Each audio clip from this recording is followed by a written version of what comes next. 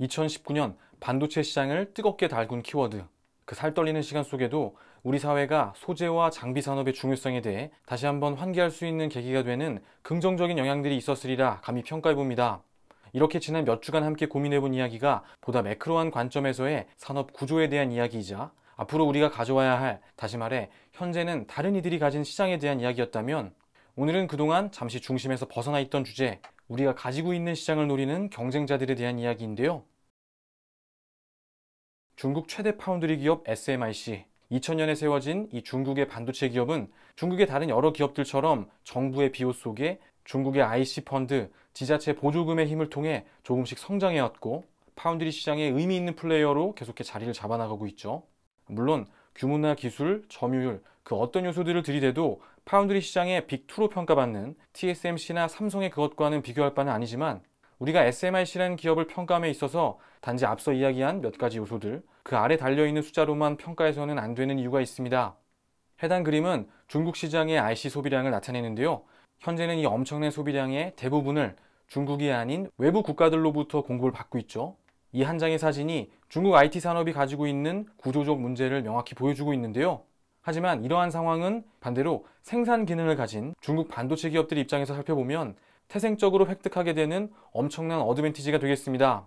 여기에 국가 주도하에 기업들이 운영되고 있는 이 중국이라는 나라의 특성을 더하면 아직은 좀 보잘것없어 보일지도 모르는 이 이름을 주목해야 하는 명백한 이유가 나오게 됩니다. 미래 어느 순간에 그들이 어느 정도 수준에 준하는 기술력과 생산 캐파를 갖게 되면 이 가운데 부분이 고스란히 그들의 것으로 바뀌게 될 것이 자명한 상황, 이 두 그래프 간의 괴리에 대해 매우 다른 해석이 가능하죠. 이제 이 보잘것없어 보이는 숫자들 너머에 있는 파운드리 중국의 야망, SMIC에 대한 보다 구체적인 이야기들을 시작해보면 좋을 것 같은데요. 현재 SMIC가 보유한 팹들의 모습입니다. 상하이, 베이징을 필두로 하는 이 네 지역을 기점으로 자회사인 엘파운드리를 통해 이탈리아에까지 팹을 보유하고 있죠. 규모를 살펴보면 8인치 환산, 20만 장의 월 생산 규모를 가지고 있습니다. 그래프상에서 이 쿼터별로 꾸준히 증가하는 캐파와 90% 전후로 이 캐파들이 충분히 활용되고 있는 모습을 확인할 수 있죠. 매출 역시 계속해서 증가하고 있습니다. 2014년 한화 약 2조 원대 중반이던 매출이 불과 4년 사이에 4조 원대에 육박할 정도로 급성장하였습니다. 여기서 살펴볼 부분은 지역별 매출 비중인데요. 2017년 40%까지 성장하였던 미국 지역 매출 비중이 급격히 감소하면서 다시 자국 매출 비중이 60%에 육박하고 있죠. 미중 무역 갈등의 흔적이 엿보입니다. 반대로 만약 미국 지역 내 매출 감소가 없었다면 2018년도 매출이 더욱 가파른 상승을 보였을 것이라는 추론이 가능한 부분이죠. SMIC의 공정별 매출 구성비도 함께 살펴보면 좋을 것 같은데요. 우선 최근의 반도체 공정별 시장 규모와 이 흐름을 좀 파악해보면 28나노를 넘어 10나노대가 현재 노드별로 따졌을 때는 가장 규모가 큰 시장이 되었고, 그 아래 공정은 많은 분들이 이미 아시다시피 두 개의 업체로 복점 구조를 형성하고 있기 때문에 현재는 차상위 선단 공정들 16, 14, 10나노대의 가격 경쟁이 치열하게 진행되고 있는 상황, UMC와 글로벌 파운드리와 같은 파운드리 시장의 전통적인 강자들의 위기론과 이따금씩 들려오는 이들의 매각설은 이러한 상황을 극명히 반영하는 예라고 생각합니다.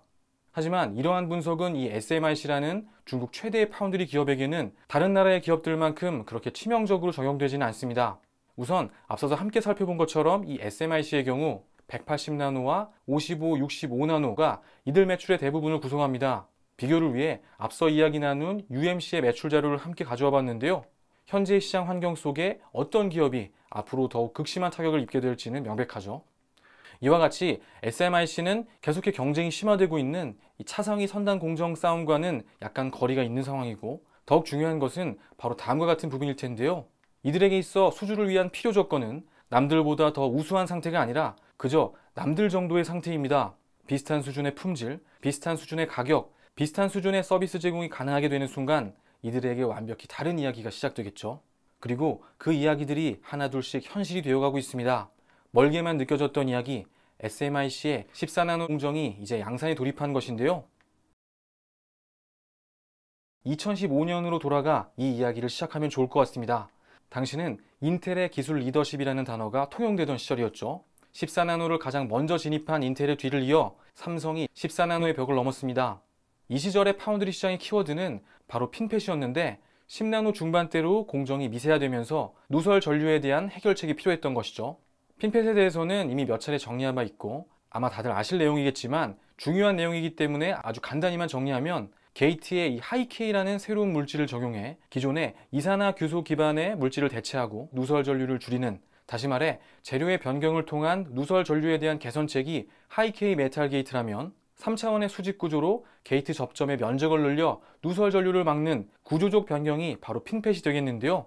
여기서 오늘 내용과 관련해 중요한 점은 이 핀펫 기술을 기점으로 지금의 EUV가 파운드리 시장에 거대한 기술 장벽으로 작용하는 것처럼 이 시기의 파운드리 시장 역시 핀펫 기술을 확보한 기업과 그렇지 못한 기업으로 나누게 되었고, SMIC와 같은 후발주자에게는 당장 따라잡기 어려운 또 하나의 기술 장벽이 파운드리 시장에 세워졌다는 점이겠습니다.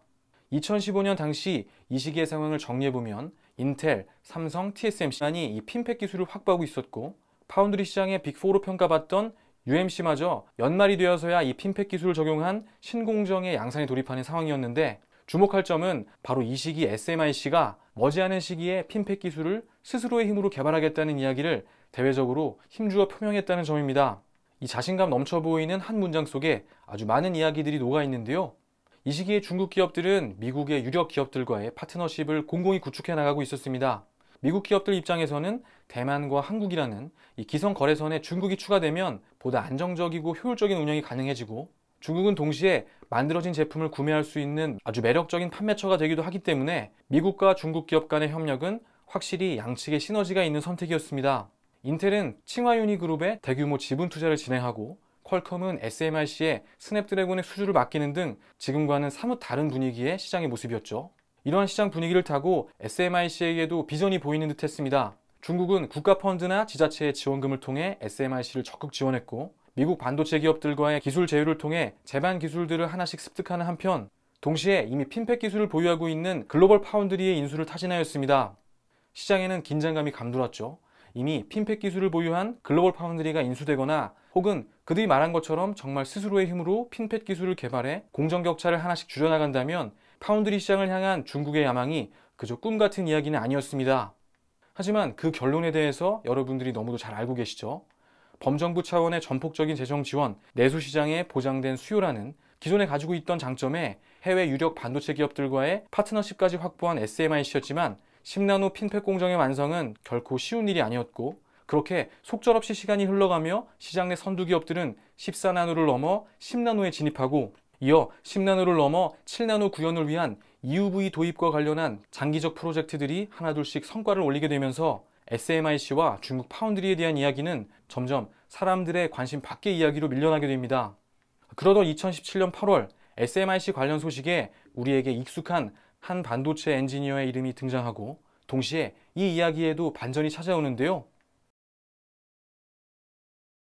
UC 버클리 출신 1992년부터 2009년까지 17년간 TSMC에서 근무한 대만의 반도체 엔지니어, 현업에서 차곡차곡 확보한 협력사들과의 관계와 그가 보유한 반도체 제조의 핵심 기술들로 인해 TSMC 재직 시절에 이미 반도체 업계에서 핵심 인재로 부각을 받던 인물이었습니다.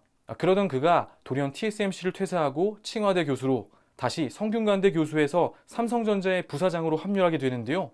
이 시절의 TSMC는 순수 파운드리로서는 압도적인 기술력을 보유한 기업이었고 삼성과의 비교에서도 마찬가지였습니다.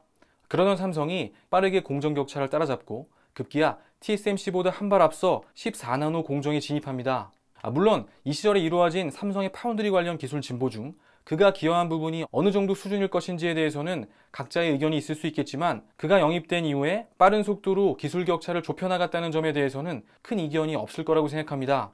그런 그가 2017년 삼성전자를 퇴사한 이후 행한 곳이 바로 중국의 SMIC였고, 이어 다음과 같은 하나의 불길한 시나리오가 떠오르는 것은 어쩌면 자연스러운 수순이 되겠죠. 2017년 10월 양몽송의 SMIC 합류 이후 핀펫 기술과 14나노를 언급하는 SMIC의 소식들이 다시 활발하게 들려왔고, 그 둘 간에 어떤 연결고리가 있는지는 그저 추측에 불과할 뿐이지만 이어서 그는 기존 CEO에서 공동 CEO의 자리에까지 오르게 됩니다. 그리고 합류 소식이 전해진 지 2년여가 지난 오늘 SMIC의 14나노 핀펫 공정 양산 소식이 전해지게 된 것이죠. 논리적으로 너무도 허점이 많아 보이는 이 시나리오, 하지만 그 이야기들이 하나씩 현실이 되는 시간, 이제 다시 이 이름 그리고 시장에는 진짜 우리의 적들이 있다는 점을 환기해야 할 때입니다.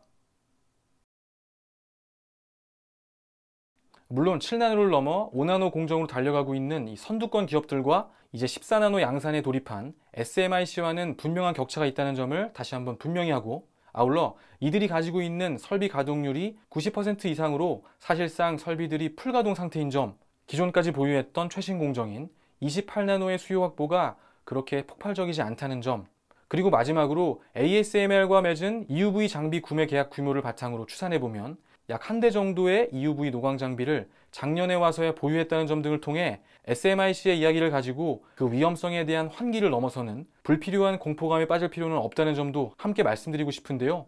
아울러 미중 무역전쟁의 영향력에 대해 파악하는 것에 앞서 미중 무역전쟁이 일어나기 전의 시간으로 돌아가 다시 한번 그 시간들을 복기해보는 것도 앞으로의 전략들을 짜는데 많은 도움을 얻을 수 있는 과정이 될 거라 생각합니다.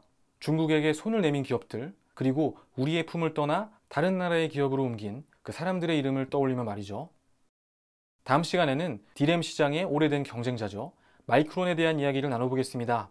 시청해주셔서 감사합니다. 행복한 한 주 보내십시오.